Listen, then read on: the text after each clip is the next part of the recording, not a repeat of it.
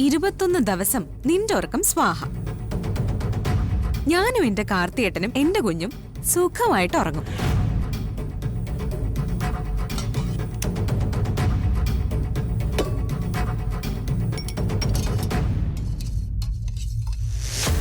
ഇവളെന്റെ പല്ലടിച്ച് താഴെയിടുമെന്ന് പറഞ്ഞു. ഇപ്പോ ഇവളുടെ പല്ല് തെറിപ്പിക്കാൻ ഞാനൊരു പണി കൊടുക്കാം.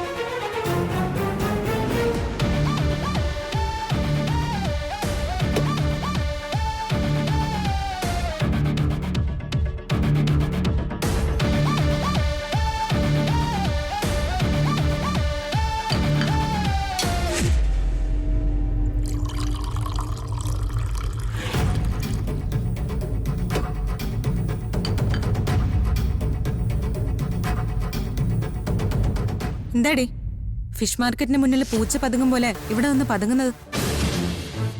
ദേ, ആഹാരത്തിൽ എന്തെങ്കിലും കലർത്തിയ നിന്റെ അന്ത്യകൂതാശം ഞാൻ നടത്തും, പറഞ്ഞേക്കാം. നിന്റെ അന്ത്യകൂതാശ ഇപ്പൊ മിസ്റ്റർ കാർത്തിക് നടത്തും. അത് കാണാനേ ഞാനും വരുന്നുണ്ട്. മീനാക്ഷി,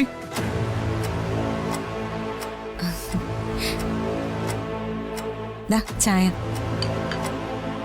ഉച്ചയ്ക്ക് ഊണിന് ഇങ്ങെത്തുവോ? ഇല്ല, വൈകും. ഊണ് അങ്ങോട്ട് കൊണ്ടുവന്ന് തരണോ?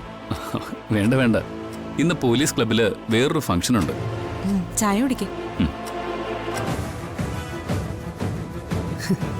ഉപ്പിട്ട് കലക്കിയ ചായ ഒരു കവിള് കുടിക്കുമ്പോ മീനാക്ഷിയുടെ കരണത്തിട്ട് ഒരടി പൊട്ടും.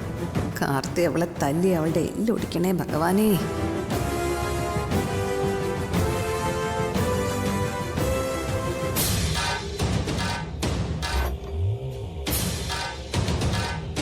എന്താ?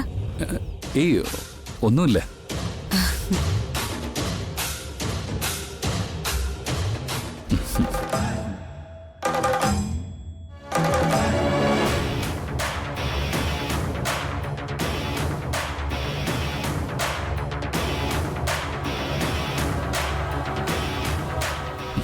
സൂപ്പർ ചായ. താങ്ക്സ്. ഇതെന്തു പറ്റി? അടി പൊട്ടിയില്ലല്ലോ. ചായ മാറിപ്പോയാ?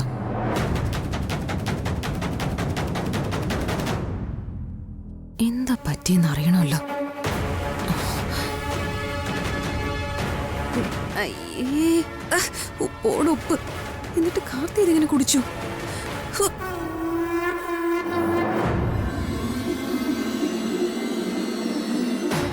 ഇനി അവളോടുള്ള പ്രേമം കൊണ്ട് കുടിച്ചതാണോ? അതേടി,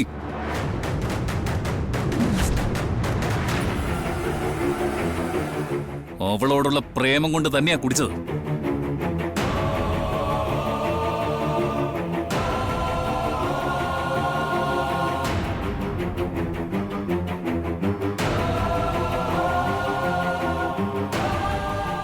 കാർത്തിക്,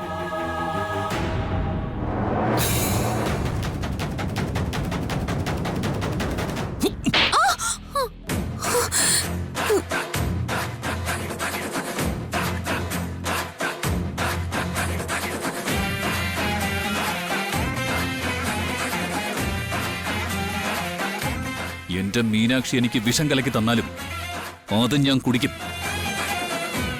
അത് കണ്ട് നീ അത്ഭുതപ്പെടണ്ട. ഞാൻ പല വിട്ടുവീഴ്ചകളും ചെയ്തു തരുന്നത് നിന്നോടുള്ള സ്നേഹം കൊണ്ടാണെന്ന് നീ തെറ്റിദ്ധരിക്കണ്ട. മേലിൽ ഇത്തരം തറ പരിപാടികൾ ആവർത്തിക്കരുത്.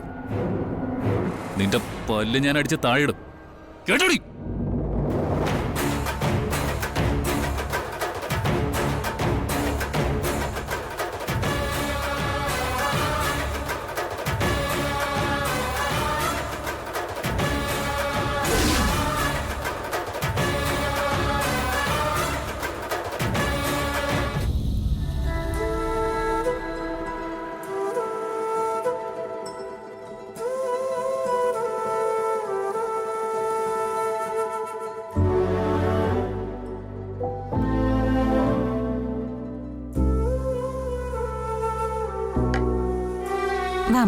എഴുന്നേക്ക്.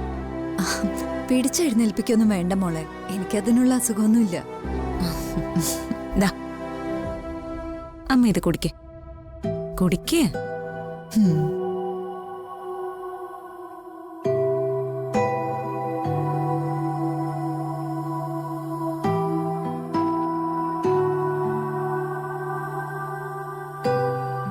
എന്റെ ഈ നശിച്ച അസുഖം കാരണം കുഞ്ഞിന്റെ ചോറൂണ് മുടങ്ങിയല്ലോ ദൈവമേ. അതൊന്നും സാരമില്ല അമ്മേ, എല്ലാം നല്ലതിനാണെന്ന് കരുതിയാ മതി.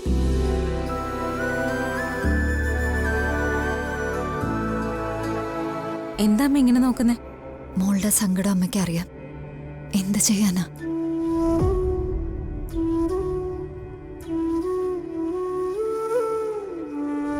നിങ്ങളുടെ ബെഡ്റൂമിൽ അവള് കയറി കൂടിയല്ലേ? അതൊരു ജോത്സ്യവിധിയായി മാത്രം കരുതുക. മോളുടെ കുഞ്ഞിന്റെയും ഈ കുടുംബത്തിന്റെയും നന്മയ്ക്ക് വേണ്ടിയല്ലേ? സഹിക്കുകയും ക്ഷമിക്കുകയും ഒക്കെ വേണം. ജീവിതത്തിൽ നമ്മൾ ചെയ്യുന്ന ചില ത്യാഗങ്ങൾ ദൈവത്തിന് കൊടുക്കുന്ന വഴിപാടുകളാ. അതിനുള്ള പ്രതിഫലം ദൈവം തന്നെ തരും. മോളെ, 21 ദിവസങ്ങൾ 21 മിനിറ്റുകളായിട്ട് കടന്നു പോവും. എന്റെ മോള് വിഷമിക്കാതെ. സാരമില്ലമ്മേ, ഒരു പ്രശ്നം പരിഹരിക്കാനല്ലേ. അവളവിടെ കിടക്കുന്നതിന് നമുക്കെന്താ? എന്റെ കാർത്തേട്ടനെ ഞാൻ വിശ്വസിച്ചാ തീർന്നില്ല എന്റെ മനസ്സിന്റെ പ്രശ്നം. ആ അമ്മ ദേ ഈ ജ്യൂസ് കുടിച്ച് അതിനുശേഷം ആ ഗുളിക കഴിക്കാനുള്ളതാ. എന്റെ പൊന്നു മോളെ, എനിക്ക് ആ ഗുളികയൊന്നും വേണ്ട. ഇതൊന്നും കഴിക്കാനുള്ള രോഗമൊന്നും എനിക്കില്ല.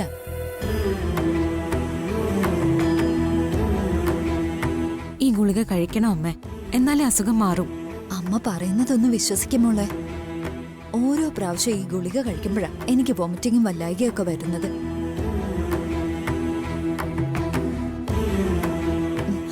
മോൾക്കൊരു കാര്യം അറിയോ?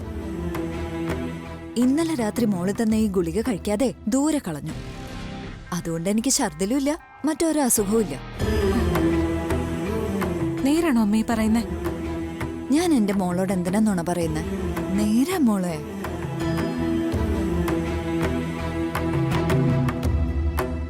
ആ എന്നാ ഒരു കാര്യം ചെയ്, അമ്മ ഇപ്പൊ ഈ ജ്യൂസ് കുടിക്കേ.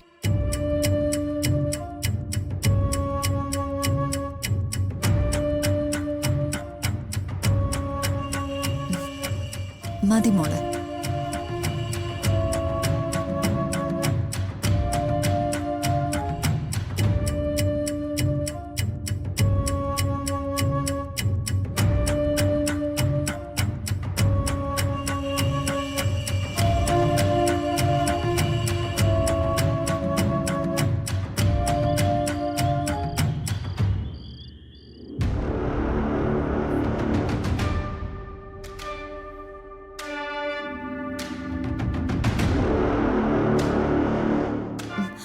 മോൾക്കൊരു കാര്യം അറിയോ?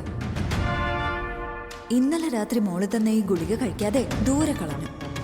അതുകൊണ്ട് എനിക്ക് ഛർദിലും ഇല്ല, മറ്റൊരു അസുഖവും ഇല്ല.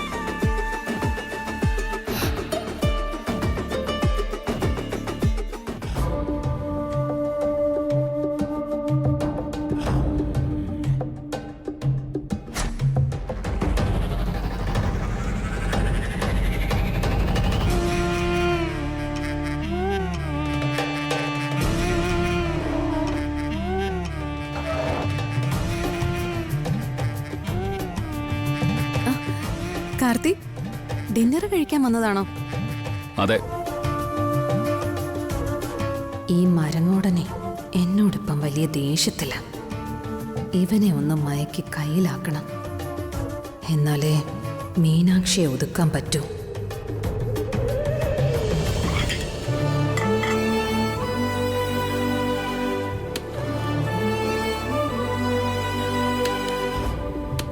മീനാക്ഷി എവിടെയാ?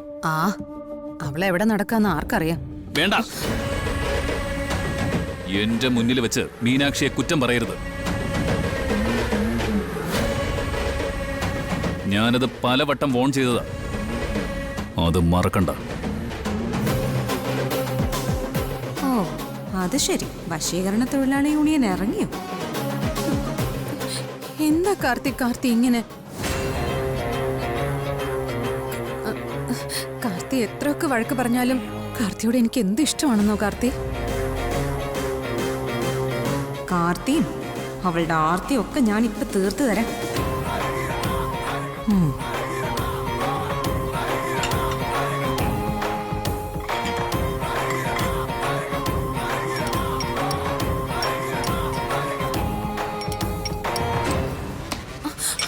അയ്യോ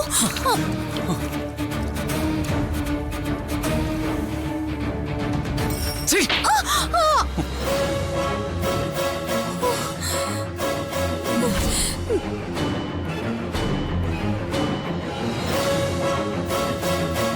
എന്റെ ഡ്രസ് മുഴുവൻ വൃത്തികേടാക്കിയല്ലേ, നശിച്ചവളെ. ഇനി എന്റെ പരിസരത്ത് പോലും നിന്നെ കണ്ടുപോരുത്. Bloody fool.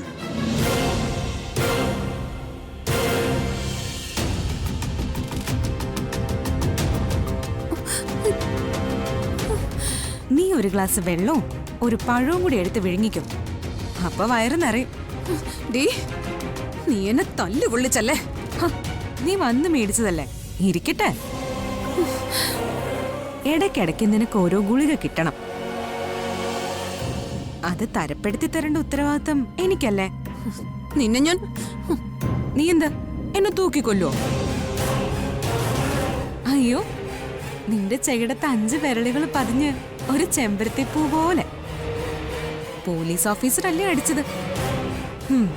പക്ക ക്രിമിനലുകളെ അടിക്കുന്ന അടിയാ ACP നിന്റെ കാരണത്തിട്ട് താങ്ങിയത്. മതിയടി അട്ടഹസിച്ചത്. പഴയ ഭർത്താവല്ലേ, വീണ്ടും പ്രണയിച്ചേക്കാന്ന് കരുതി ഇഡലി ഇട്ട് കൊടുക്കുന്നു, ചിക്കൻ കാലുകൾ വിളമ്പുന്നു. അതിന്റെ ക്ലൈമാക്സ് എനിക്ക് ഇഷ്ടപ്പെട്ടു. പടക്കം പൊട്ടുന്ന പോലൊരടി. നിന്റെ പല്ല് പപ്പടം പോലെ പൊടിഞ്ഞിട്ടുണ്ടാവും. എന്നാ എനിക്കിട്ട് കിട്ടിയത് നിനക്കിട്ട് തന്നേക്കാം.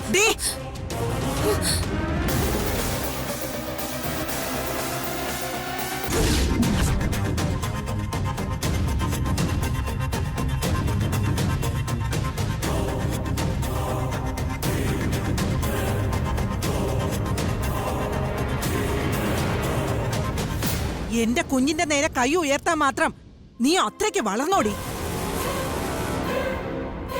ഇത്തിക്കണ്ണിയെ പോലെ ഇവിടെ കയറി ചുറ്റി പടർന്ന് ഞങ്ങളുടെ ഔദാര്യം പറ്റിക്കൊണ്ട് ഞങ്ങളുടെ കുഞ്ഞിന്റെ നേരെ കൈ ഉയർത്തുന്നു.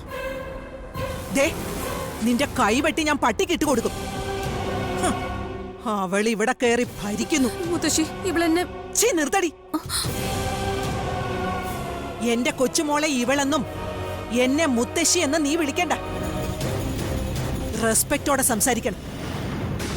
ഞാൻ ഈ കുടുംബത്തിന്റെ ശാപം ഒഴിവാക്കാൻ ഒരു ത്യാഗം ചെയ്യുന്നവളാ. അത് നിങ്ങൾ മനസ്സിലാക്കണം. ത്യാഗോ? എന്ത് ത്യാഗോ അടി? അത് നിന്റെ വയറ്റിപ്പഴപ്പിന് വേണ്ടി നീ ചെയ്യുന്ന കൂലിവേലയായിട്ട് കരുതിയ മതിയടി. നീയേ ഇപ്പൊ ഇവിടുത്തെ സർവന്റ്.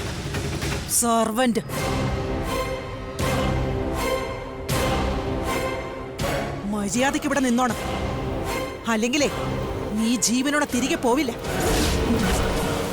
മനസ്സിലായോടി?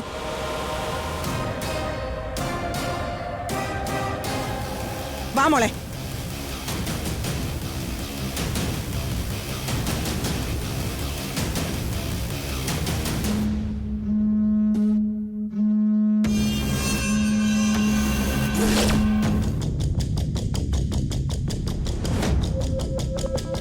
ഇവരുടെ ഉപദ്രവം കൂടുതലാ. അവളുടെ കൂടെ എല്ലാവരും, കാർത്തി ഉൾപ്പെടെ അവളുടെ കയ്യിലാ. എന്തെങ്കിലും ചെയ്തേ പറ്റൂ. വൈശാഖിനെ ഒന്ന് വിളിക്കാം. രാത്രി അവൻ വല്ല ബാറിലും ആയിരിക്കും. എന്നാലും വിളിക്കാം.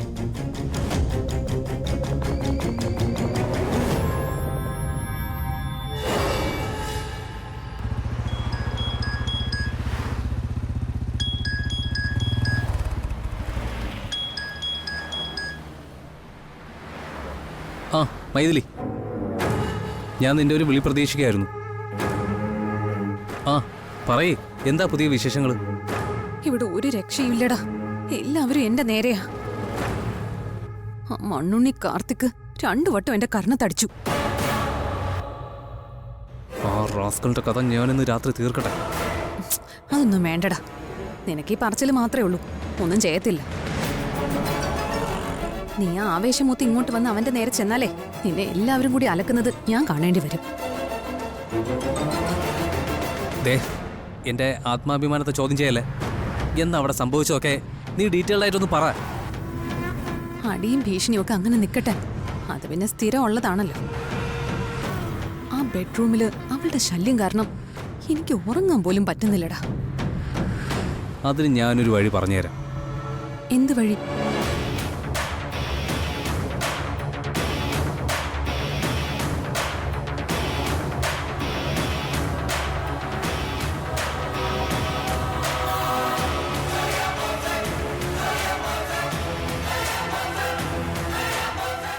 അത്രയും വേണോടാ?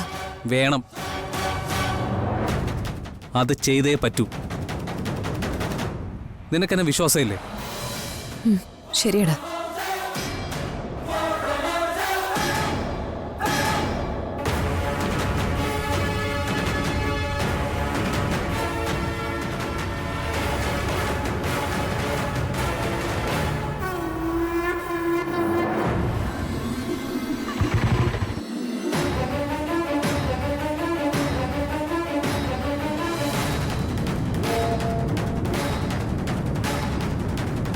നീ ആർക്കാ മെസ്സേജ് അയച്ച് കളിക്കുന്നത്? ഞാൻ എൻ്റെ ഒരു ഫ്രണ്ടിന്. ഫ്രണ്ടോ? ഏത് ഫ്രണ്ട്? എൻ്റെ കൂടെ കോളേജിൽ പഠിച്ചൊരു കൂട്ടുകാരിയാ, പേര് കുശലകുമാരി. കുശലകുമാരിയോ? ആ, എത്ര പെട്ടെന്ന് നീ ഓരോരോ പേരുകൾ കണ്ടെത്തുന്നത്. എന്തായാലും നീ തരികിടകളുടെ ആശാത്തിയാ.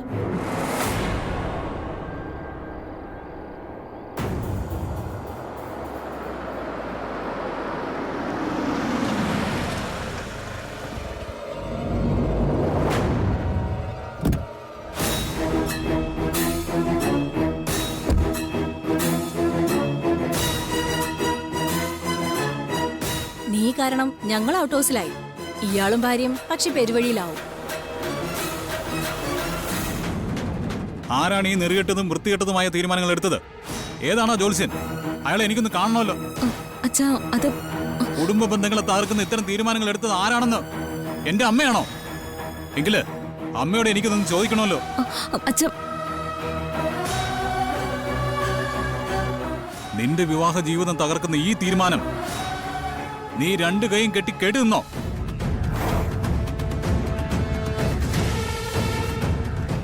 അഭിപ്രായ സ്ഥിരതയോടും ആദർശ ധീരതയോടും വളരാനാ ഞാൻ നിന്നെ പഠിപ്പിച്ചത്. മൗലികമായ അവകാശങ്ങൾ ആരുടെയും ഔദാര്യവും അല്ല, അത് ഓരോരുത്തരുടെയും അവകാശം തന്നെയാ. ആ മാധുരിയെ കെട്ടിയതിനു ശേഷം ഇയാൾക്ക് വലിയ വോയിസ് ഒന്നും ഇല്ലായിരുന്നു. ഇപ്പോഴാ ശബ്ദം ഉയർത്തി തുടങ്ങിയത്. നന്ദിനി ദേവിയുടെ ഭർത്താവല്ലേ? മഹനിയായ എന്റെ അമ്മായിയമ്മ ഒന്ന് തുറിച്ചു നോക്കിയാ മതി, ഇയാളെ തെരട്ട ചുരുളും പോലെ ചുരുളും. എന്റെ മോളെ ഇനി ഇങ്ങനെ ദ്രോഹിക്കാനൊന്നും ഞാൻ സമ്മതിക്കില്ല. എന്തായാലും ഇത് ചോദിച്ചേ പറ്റൂ. എവിടെ അമ്മ? അയ്യോ അച്ഛ പോരുത്. മുത്തശ്ശി ആകെ തകർന്നിരിക്ക. ഇപ്പൊ അച്ഛൻ മുത്തശ്ശിയോട് ഇതിനെപ്പറ്റി ചോദിക്കരുത്. വിടോ. ഞാൻ രാജലക്ഷ്മി അമ്മയുടെ മൂത്ത മകനാ, നിന്റെ അച്ഛൻ. എനിക്കിത് ചോദിച്ചേ പറ്റൂ. അച്ഛാ, മകളുടെ ജീവിതം തകർക്കുന്നത് കണ്ട് കൈയും കെട്ടി നിൽക്കാൻ എന്നെ കൊണ്ട് പറ്റില്ല. അച്ഛാ പ്ലീസ് അച്ഛാ.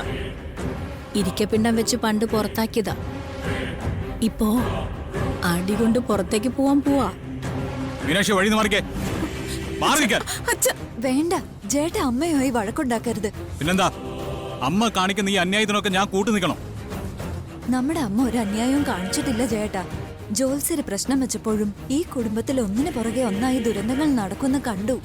അതിന് ജോത്സ്യൻ നിർദ്ദേശിച്ച പരിഹാരക്രിയ ഇത്. മനുഷ്യന്റെ യുക്തിക്ക് നിരക്കാത്ത ഇത്തരം കാര്യങ്ങളെ ഉള്ളോ പരിഹാരക്രിയക്കായിട്ട്? അത് അത് ജ്യോതിഷല്ലേ ജയേട്ടാ, ജ്യോതിഷം സത്യമാണ്. അമ്മ അതിൽ അടിയുറച്ചു വിശ്വസിക്കുന്നു. ഇത് പറഞ്ഞത് നിസ്സാരക്കാരനല്ല, വാഴപ്പാടി തിരുമേനിയാ. വാഴക്കാലായും കപ്പക്കാലായും ഇങ്ങനെയുള്ള യൂസ്ലെസ്സുകളാ പല തറവാടുകളും കുളം തോണ്ടുന്നത്.